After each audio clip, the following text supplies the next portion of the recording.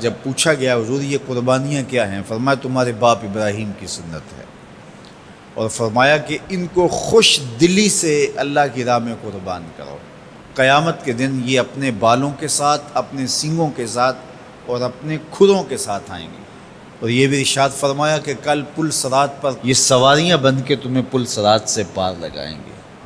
اور جب قربانی کے لیے کوئی شخص جانور خوش دلی کے ساتھ رضائے الہی کے حصول کے لیے ذبح کرتا ہے تو اس جانور کا خون زمین پر گرنے سے قبل یہ عمل قبول کر لیا جاتا ہے۔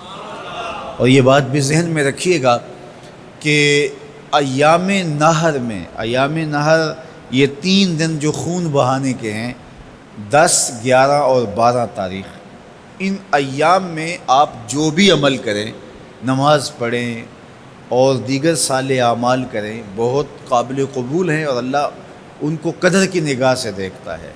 لیکن ان ایام میں جو سب سے زیادہ اللہ کو محبوب عمل ہے وہ راہ خدا میں خون بہانا ہے، قربانی پیش کرنا ہے۔ تو قربانی کا کوئی اور متبادل نہیں ہو سکتا۔ کچھ لوگ یہ فلسفہ ان دنوں کے اندر بیان کرتے ہیں کہ 20-50 ہزار کی قربانی کرنے کی بجائے اتنے اگر کسی غریب کو دے دیے جائیں تو اس کے 2-3 مہینے خیریت سے گزر جاتے ہیں، اور وہ گھر کے اندر جو ہے وہ ضرورت کی چیزیں ڈال لے تو گوشت تو 2-4 دن کے اندر کھایا پیا جاتا ہے، ختم ہو جاتا ہے۔ لیکن اگر اتنے پیسے کسی غریب کے گھر دے دیے جائے تو یہ اچھی بات ہے۔ تو اسلام کب اس عمل سے روکتا ہے؟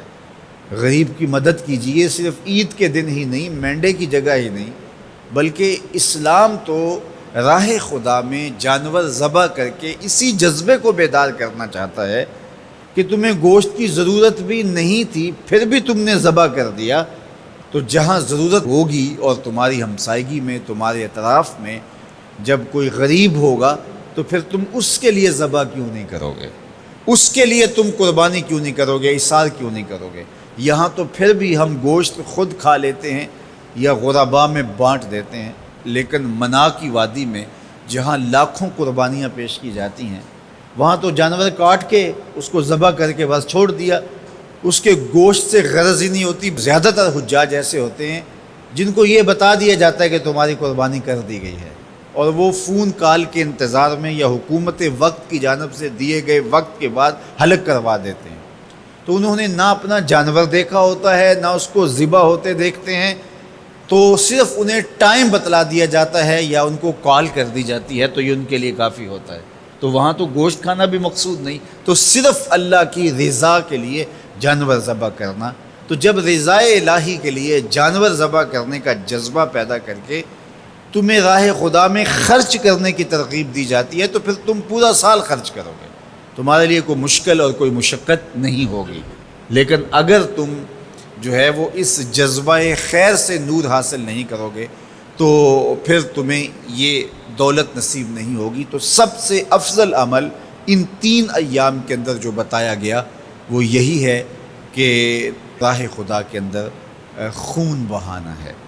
اللہ کے محبوب علیہ الصلوۃ والسلام کی خدمت میں جو ہے وہ مینڈے لائے گئے جو چتکبرے تھے، اور حضور علیہ الصلوۃ والسلام نے اپنے مبارک ہاتھ سے ان کو ذبح کیا۔ تو عید قرباں یہ ایثار کی عید ہے، یہ قربانی کی عید ہے، اور اسلام ہمیں قربانی سکھاتا ہے۔ اسلام لمحہ لمحہ قربانی ہے، ایک ایک ساعت اسلام قربانی کا نام ہے، اور ہمیں درس زندگی یہی دیا جاتا ہے کہ ہم قربانی سے اپنی زندگی کو عبادت کریں۔